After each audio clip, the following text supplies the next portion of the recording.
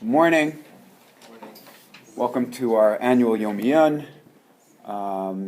These are always very, very busy Sundays, so I always appreciate those of you who take the time from your busy lives to take, especially the morning after Slichos. Often, some of us, it takes a little longer to get going in the morning, so it's very much appreciated that you're taking time out to help get ready for Yom Tov. Are there more? Yeah, I have plenty. Thank you. That's great. Okay. Why don't we get started? What we're going to be talking about today is Rosh Hashana as a Yom Teshuvah. If you look at the Psukim over here in Source Aleph, so we have the descriptions of Rosh Hashana as celebrating the first day of the 7th month. In the Torah, we start counting from Nisan, and therefore the first day of the 7th month is what we call Rosh Hashana. It describes it as a Yom Teruah. It describes it as a day of Isser Malacha, but it tells us which karbanot we're supposed to be bringing, but there's no indication that this day has anything to do with Teshuvah or repenting. Now, there's certainly, we find that affiliation with Yom Kippur, which comes just 10 days later, and therefore it might be natural for us to make that link and start the process a little bit earlier on, but biblically there doesn't seem to be any connection between Teshuvah and Rosh Hashanah. So is it just a question of the fact that chronologically it comes right before Yom Kippur, which has that intense focus on Teshuvah, or can we find something a little bit more fundamental about Rosh Hashanah that makes it particularly suited as the Yom Teshuvah that we really do treat it as? Even though Yom Kippur is more intense, if you look through the Rosh Hashanah davening, so we have that same very intense focus on the Teshuvah process, which we have even started earlier on from the beginning of Elul, starting already last night with the recitation of Slichot.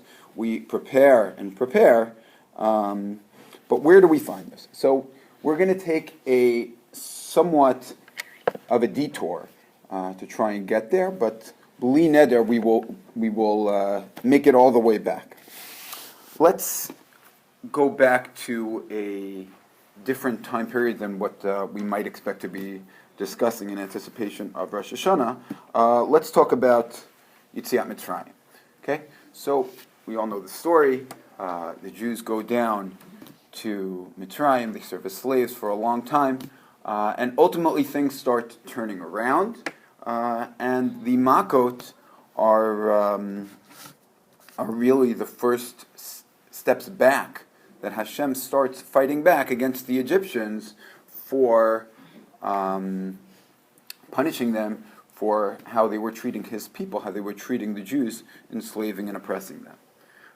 So if we look at the first few Makot, right? So we start here in Source Bet with Makata, and it has the general description. It's a little bit long, so we're not going to go through all of them, but what it tells us is that all of the water in Egypt turned to dam, right?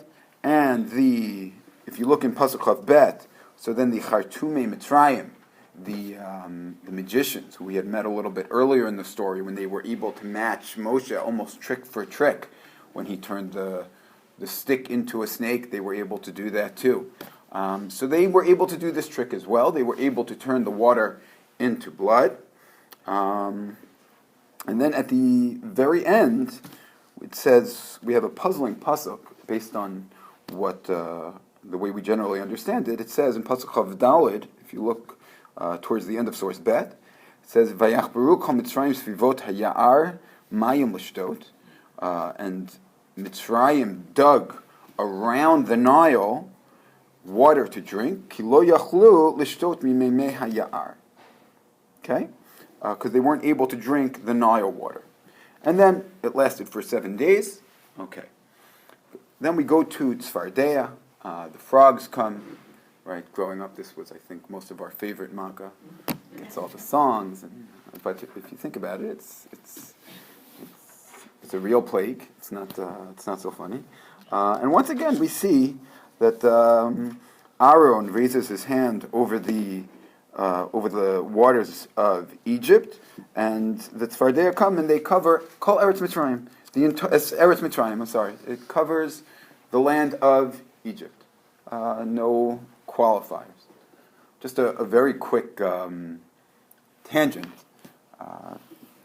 We notice over here that Aaron is the one who did the first three makot, and the well-known midrashic interpretation. Why did Aaron do the first three and not Moshe? Because Moshe had to have hakarat hatov to the land and to the water, so he couldn't hit the land and the water. And I think I just shared this with some of my students, but this always struck me as very, very strange. I remember I was walking with a bunch of friends, and I bumped into a telephone pole.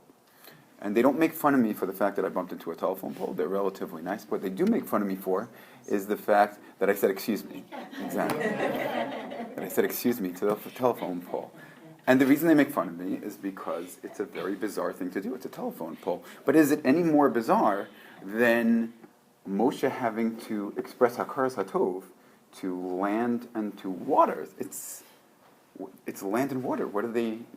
Why would he have to thank it? And I think the message for all of us, and this again is tangential, the message for all of us is that hakarat hatov has very little to do for the person who's getting our thank you. Their day is going to go on just as well, whether we say thank you or we don't say the thank you. The point of hakarat hatov is for us that we need to be people who, in the very literal sense, having nothing to do with thank you, are makir tov. We have to recognize the good things that happen to us, and that kind of hakara, that kind of recognition, if we're able to walk around understanding and realizing all the good that's done for us, we will be happier people.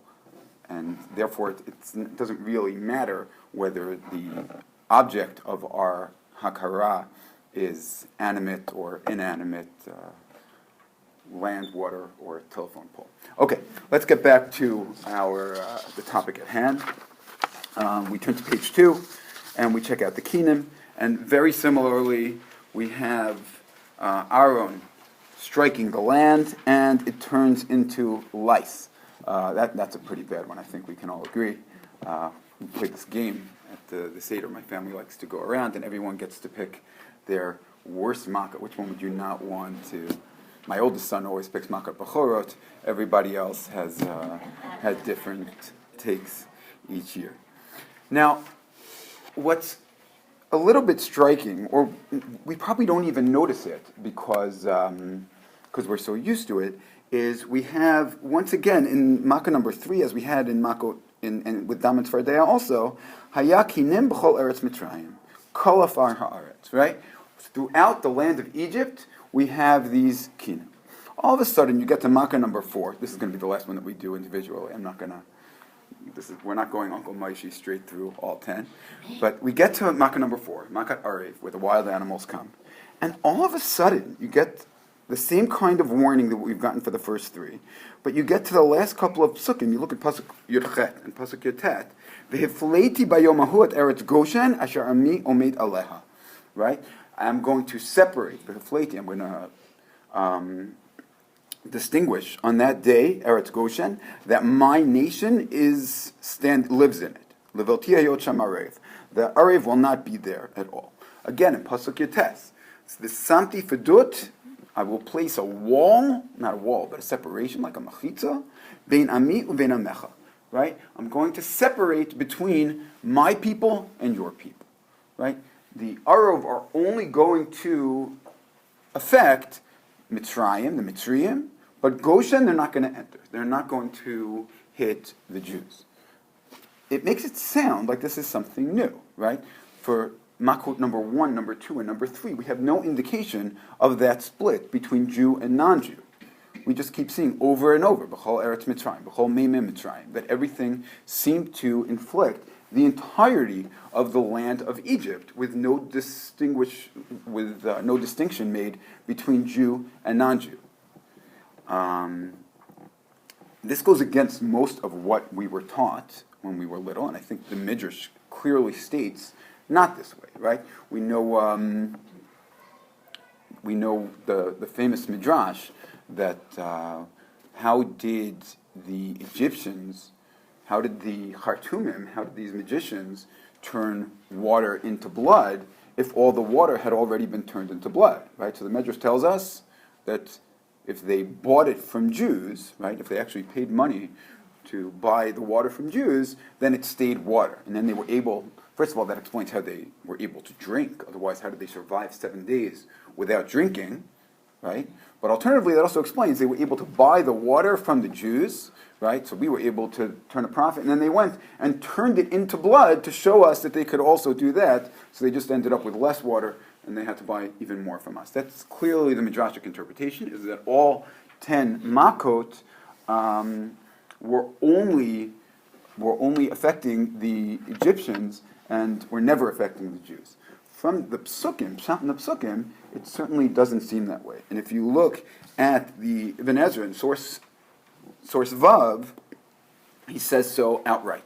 He says it a little differently. He says, I think it's also hard to understand. I don't fully understand exactly why it would be the way that that he says it. He says that if you look, he says "L'fi da'ati," the bolded portion, "Kimakat hadam v'hatzfardaim v'akinem hayta kolelet et hamitzrim v'havrim."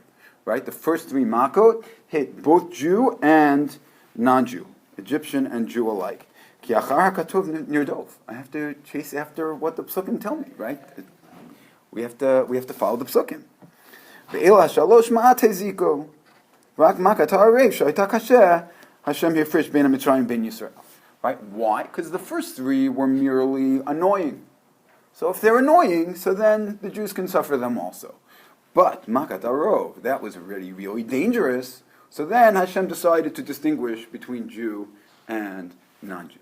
So if we're going to say, like the Ibn Ezra, that the first 3 makot also hit the Jews in addition to the non-Jews, so we're stuck with a couple of problems. Problem number 1 is a technical one. How did the Egyptians and the Jews, how did anybody survive Makata? Right? Why wasn't that the end of the story? If there's no water to drink for an entire week, then how did anyone make it? Right? And how did the Khartoumim turn the water into blood if there was no water to turn into blood? Right? So if you look back, that puzzling pasuk that we kind of, I don't know, that didn't strike me until I looked at it carefully. If you go back to source Bet in Pasuk Chav Daled, it gives us a very clear answer. They dug wells. It seems clear from the Psukim, and Ibn Ezra, in fact, interprets it this way, that Makat Dam hit the surface water at the time when Aaron struck the water. But any new water, any fresh wells that were dug after that initial strike of the Makkah remained water. And therefore they were able to dig the new wells, get fresh water, and survive based on that. Right? And therefore, according to Ibn Ezra, Makat Dam was, like he said, merely annoying. You had to go and work hard, dig new wells to get your water, as opposed to really dangerous. So Ibn Ezra remains l'shitato. The simplest reading of the psukim seems to work. But the bigger problem, I think, to this is why, right? If all the makot are simply there to punish Mitzrayim for the poor way that they're treating Bnei Yisrael, why are we punishing the victim? Why would Hashem choose to inflict these plagues, to inflict these punishments on the victim of the crime? Bnei Yisrael didn't do anything wrong, right? So I think that is very, very. I think that's a key question that we're going to have to address right now. And I think the answer can be. Let's move on to source Zayin and Chet, and we can try and figure out that answer. It says by Makat Bechorot. Right?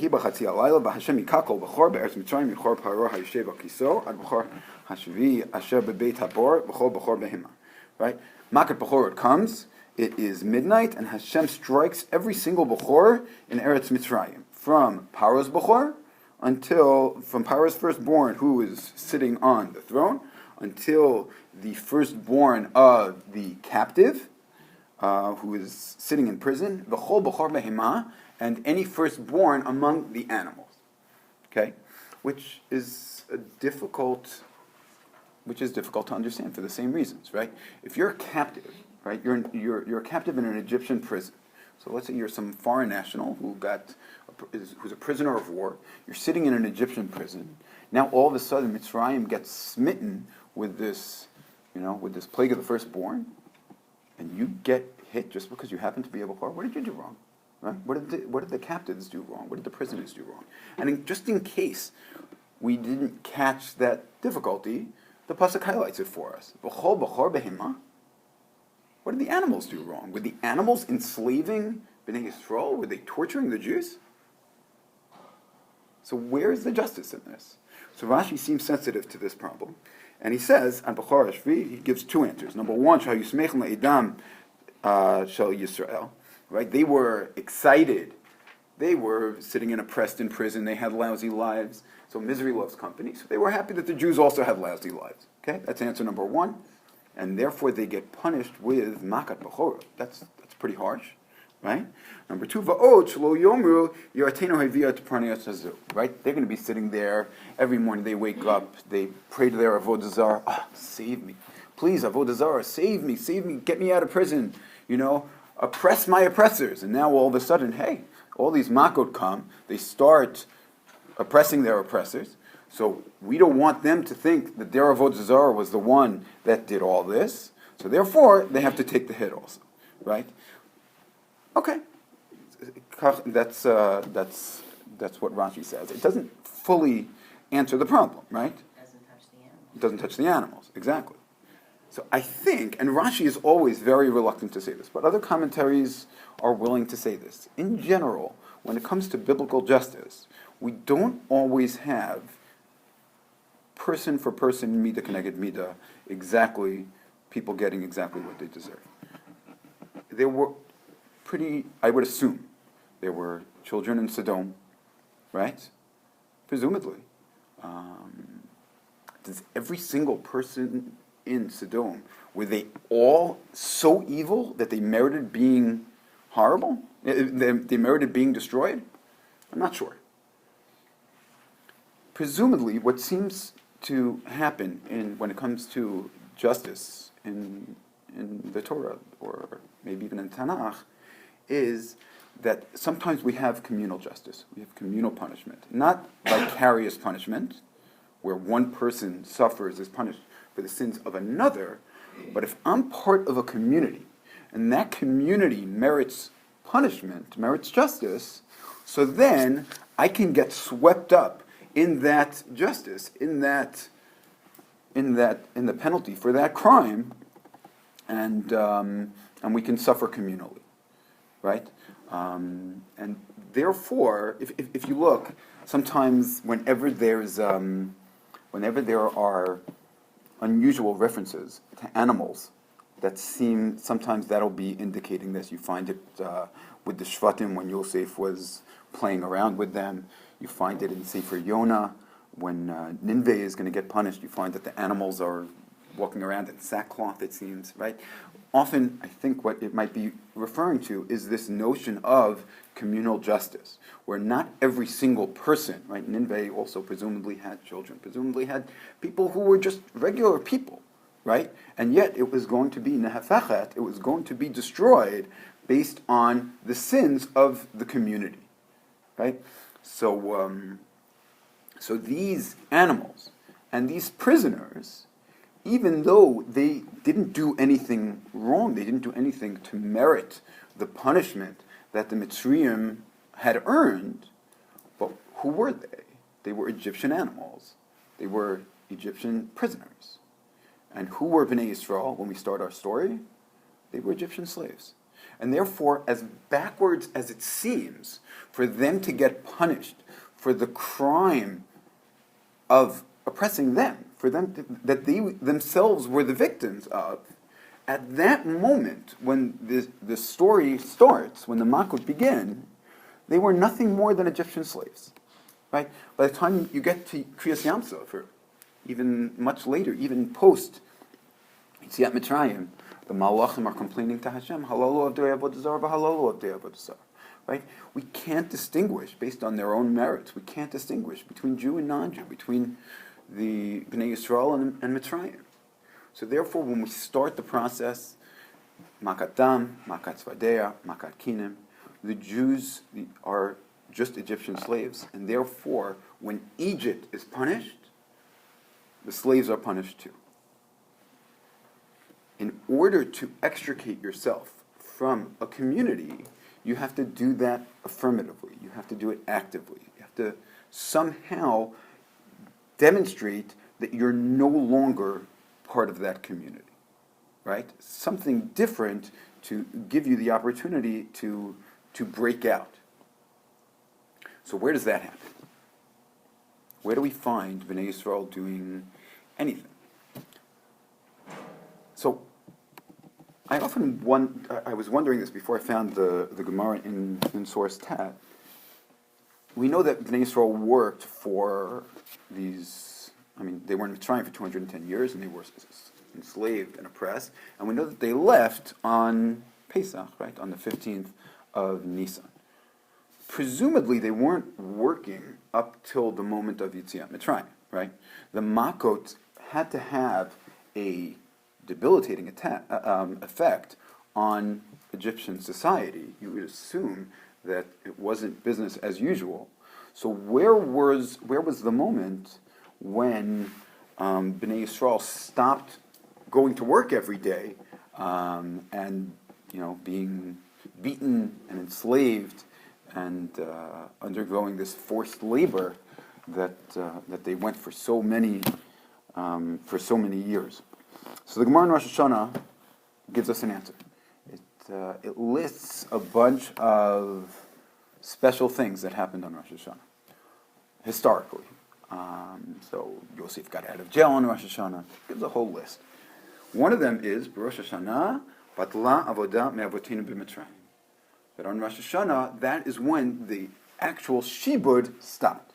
Right? It would be another 6.5 months until Yetziat Mitzrayim came in, and we actually were redeemed, and we got out of Mitzrayim. But the day-to-day shibud, the avdot, that ended on Rosh Hashanah. Okay, fine. Now, where is that in relation to the story? Right? Okay, so it's 6.5 months before Yetziat Mitzrayim, but what's going on? Where are we up to? Right? Because we don't have a calendaric account of Yetziat Mitzrayim.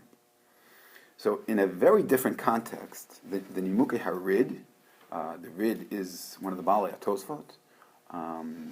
So he apparently had, they put out a sefer of his commentary on the Parsha. And he's dealing with a different question. He's commenting on V'hapishta v'hasora nechta. So this is in Makat Barad. It says that the Barad, it says the Barad destroyed these crops. So he says, Tema, how could it be? How could you have Sa'ora, how could you have barley for the Barad to destroy in Tevet? Right? That Tevet's the middle of the winter.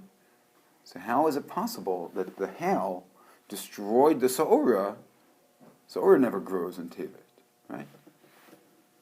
So he gets an answer. So he explains to us, where did he get that Bara took place in Tevet? So he says, the Makot started in Tammuz. Right? We have a tradition that each Makkah had its own month.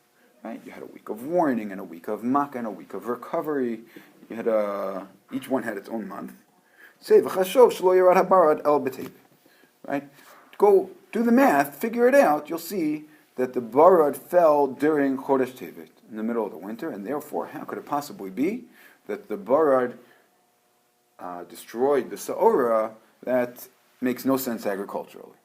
Okay, the agricultural question is not so much what we're interested in today. He gives an answer. But if you look in the notes over there on the Nimukei Harid, So he takes us through the chronology. He says to us, Hainu, B'Tammuz Dam. How did he know that they started in Tammuz? Because he worked backwards from Yetziat Mitzrayim, right?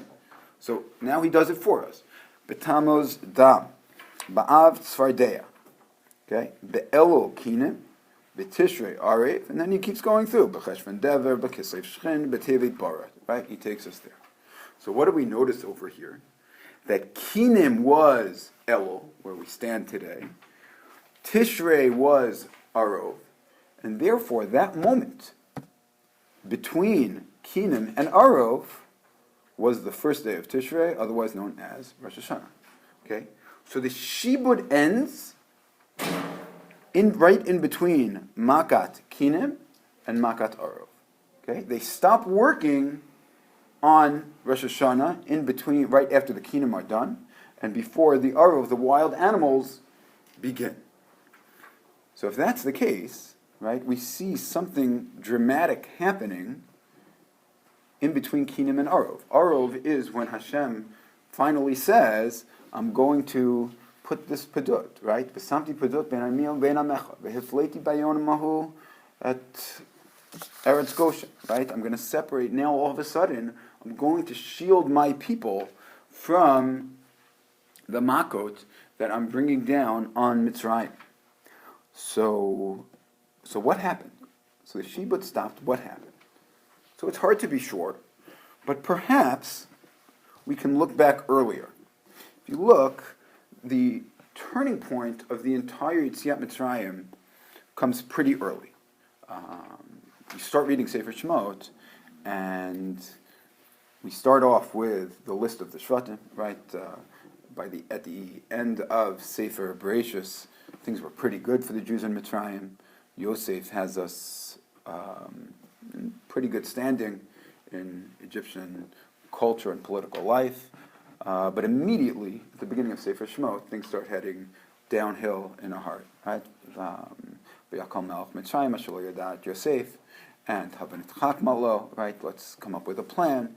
And then the slavery comes, and things just keep getting worse and worse, and the situation is constantly deteriorating. You get towards the end of Parak Bet, and it says, Vayhi bayamim harabim hahem. It was, at that time, Bayamat melech Mitzrayim, and melech Mitzrayim died, Vayayanchu b'nei Yisrael min ha'avodah, v'yizaku, v'ta'al shavatam el Elohim min ha'avodah.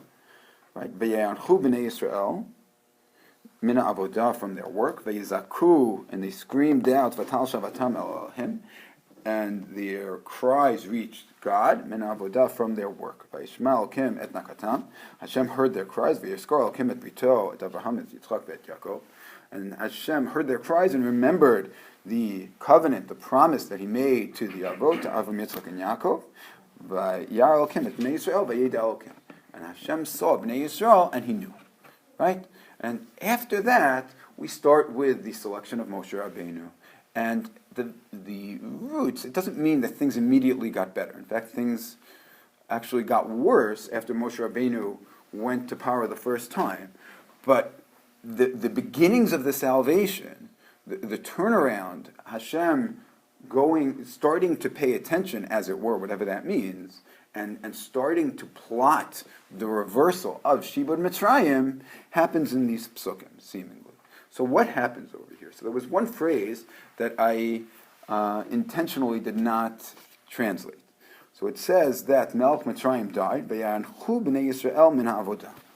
And the simplest translation is that they groaned from their work. What the connection is between Melech Mitzrayim dying and them groaning from their work isn't immediately clear. So I think on a very simple level, you could say that they had thought that maybe once there would be a change of power, that things might get better. And then when Paro dies and is replaced by another Paro who's no better, so now there's really just no hope, right? In other words, and therefore they groan based on the death of Melech Mitzrayim. So I once heard, I remembered where I heard it, a different interpretation. It says, Vayeyanchud perhaps might come from the language of Noah, meaning that Melech Mitzrayim died, and there's a state funeral. So they got the day off, right? They had a day of rest. And what did they do when they had that day of rest? Vayizaku. And they turned to Hashem, right? They took the moment that they had free from their labor and they turned up to Hashem. And that moment of their tefillot, whatever types of rudimentary tefillot they might have been, that was the turning point. That it went up to Hashem, that turned around the entire story. I often discuss with my students that we are defined by how we spend our free time, right? So much of our lives, both as kids and as adults, are programmed for us by the decisions that we make. Once upon a time, we take a job, we go to a school, whatever it is, we don't have that much free time. We pretty much define ourselves by the way that we spend our most valuable resources, right? Whether it's money or time, whatever, but pretty much those two. So if we can take those moments and devote them to Hashem, so that has tremendous implications, right? Far more. There's like these bonus moments that really tell us who we are. And that seemed to happen for Hashem. So, for Bnei Yisrael over here. So perhaps, once again, just like when they got that temporary respite and they took the opportunity to turn to Hashem, so maybe when the Shibud ended in Mitzrayim on Rosh Hashanah, between Kinim and Arov, perhaps they had a similar reaction. And the Shibud ending gave them that opportunity to turn to Hashem. If that's the case, then we can posit that might be enough to convince Hashem, you know what, they're not just Egyptian slaves, right?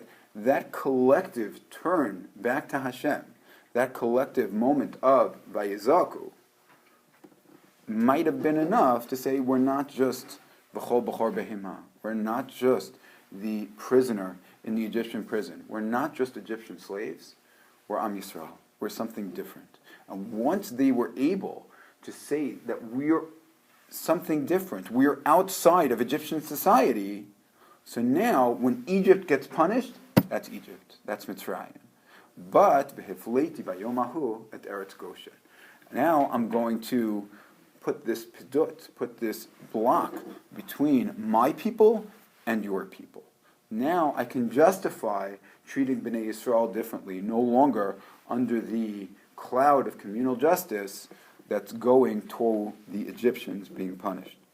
A former colleague of I'm sure, I hope many of you remember, Dina Freundlich, wrote a wonderful article in Why You To Go, where she argued, and you look over here, she says that what we see here is that the biblical holidays, with the sole exception of Rosh Hashanah, have its historic roots in the same 1 year.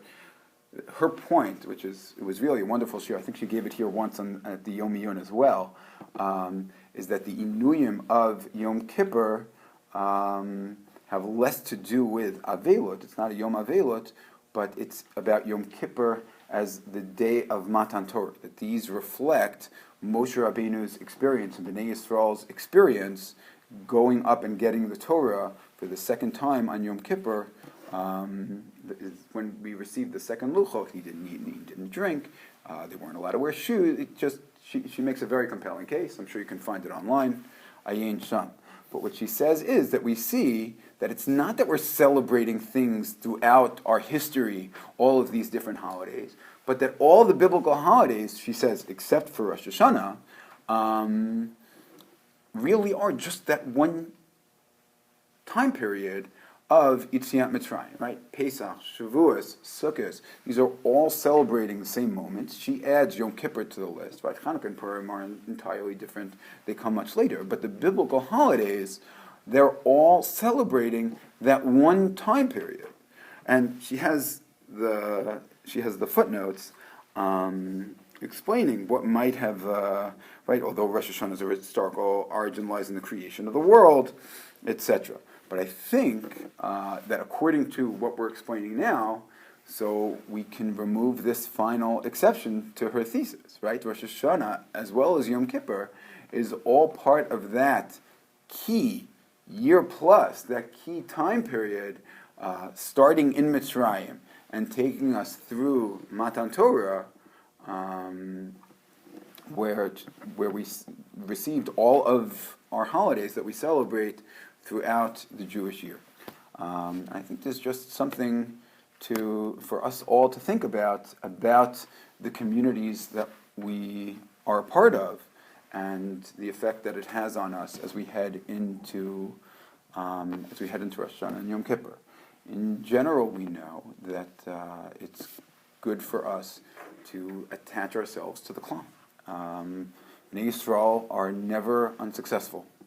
Communally, Hashem listens to our prayers, and just like that famous old joke about the student who's overtime on the test, and the professor says, "You got to give me your test. You got to give me your test." And finally, the student comes up a half hour later, and he says, "That's it. You failed. Like, what do you take an extra half hour for your test for?" And the student says, "Do you know who I am?" He says, "Do I know who you are? I don't care if you're the kid of the president of the university or the president of the United States." Over and over, "Do you know who I am?" He says, "No, I don't know who you are." So the kid takes this paper, shoves it in the pile, and walks out. Right? That's always our best strategy. That if we can just somehow kind of fit in with everybody else, that's why Tefillah B'Tzibur is so powerful. Right? We don't want Hashem paying such careful attention to me. My uncle once gave me this point. I had once been. Someone came over to me on the street. It was an Israeli guy saying, "I forgot my credit card. I have my credit card, but my Israeli credit card doesn't work here." And I went to the bank machine, to the cash machine. I took out $220 and I gave it to him. And it turns out the whole thing was entirely made up. He gave me a phone number. It was a factory in Haifa. The whole thing was nonsense. And he said, "Don't let it make you cynical. Don't let it make you cynical." Why? Because I try to remember when someone comes to my door collecting money, it's better for me not to pay such careful attention. And if I get ripped off once or twice, so it's not the worst thing in the world. Because when I go standing before Hashem, I really don't want Him paying such careful attention to me. Our best bet is just kind of to move along, to attach ourselves to the tzibur and bank on that. But on a more narrow level, I think it's worth it for all of us to think about the affiliations that we have, the communities that we're a part of, and think, who brings out my best self, right? When am I best? Who am I with when I bring out my best self? I remember I had a student once come. It was almost like the Yoshiyahu story. She says to me, she was going through her basement and she found a book, and it was in English translation of the Chafetz Chaim, his book on the laws of Lashon Hara. And she just started reading, and she came in the next morning paralyzed. She said, "What am I going to do? I can't talk. I can't hang out with my friends. I can't do anything." So we talked it through. We got guidance. We worked everything out. But part of the answer is, okay, so we have to think about every environment that I put myself in. Is this an environment that's good for me? Is it an environment where I can possibly be a positive influence on others? Am I more likely to be, brought along than to bring along? Is it good for me? We always want to be putting ourselves in positions where we're likely to succeed, and we should be taking these associations that we make carefully and choosing our communities wisely. And to whatever extent we're able to do that and hang out with communities that really uplift us, that bring out our best selves. So number one, it improves us as individuals, giving us a better individual case as we go and petition before Hashem for everything that we're petitioning for before Hashem. But even greater than that, it allows us to just kind of hitch ourselves to the wagon of these communities at large, communities writ small, and just go along for the ride, both in terms of communal, we saw it in communal punishment, but presumably it'll work at least as effectively in terms of communal reward and communal grace. And I wish all of us that we have these wonderful communities, and in terms of Klal Yisrael and each of us individually, that we all merit everything that we daven for this coming Yom Iyun season. Thanks so much for coming.